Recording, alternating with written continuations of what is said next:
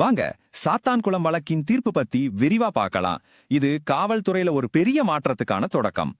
எல்லாம் ஒரு சின்ன விதிமீறல்ல தான் ஆரம்பிச்சது. கோவிட் ஊரடங்குல ஜெயராஜ் பென்னிக்ஸ் கைது செய்யப்பட்டாங்க. ஆனா அந்த சாதாரண கைது ஒரு கொடூரமான சோகத்துல முடிஞ்சது. நாடு முழுசும் பெரிய அதிர்வலையை ஏற்படுத்துச்சு. அப்போ அந்த போலீஸ் ஸ்டேஷனுக்குள்ள உண்மையில என்னதான் நடந்துச்சு?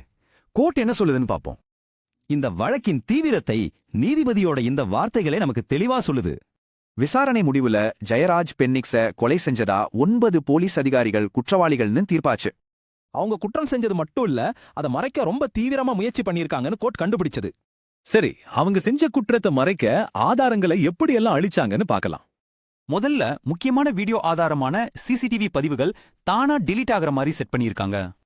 அடுத்து ரொம்ப முக்கியமான தடயமான அவங்களோட ரத்தக்கரை படிஞ்ச துணிகளை குப்பையில தூக்கி போட்டிருக்காங்க. கடைசியா நடந்த கொடூரத்தை மறைக்கிறதுக்காக அவங்க மேலேயே பொய் வழக்கு போட்டிருக்காங்க. ஆனா இது சில போலீஸ்காரங்களோட தப்பு மட்டும் இல்ல, இது ஒரு சிஸ்டமே மொத்தமா செறிஞ்ச கதை. அவங்களோட மேலதிகாரியே கடமையிலிருந்து தவறி இந்த அட்டூழியத்துக்கு ஒரு வகையில வழிவிட்டிருக்கார். அவ்ளோ காயம் இருந்தும் டாக்டர் அவங்கள காவலுக்கு தகுதியானவங்கன்னு சர்டிபிகேட் கொடுத்திருக்காரு.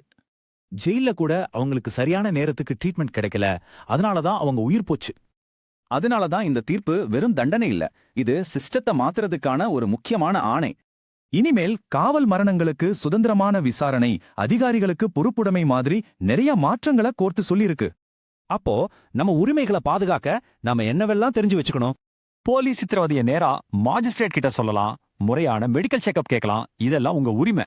பாதிக்கப்பட்டவங்களோட குடும்பத்துக்கு நீதிங்கிறது வெறும் தண்டனை இல்ல, இது மத்தவங்களுக்கு ஒரு பாடமா இருக்கணும்னு சொல்றாங்க. நம்மள பாதுகாக்க வேண்டிய சிஸ்டமே குற்றவாளியானா நாம எப்படி நம்பிக்கையை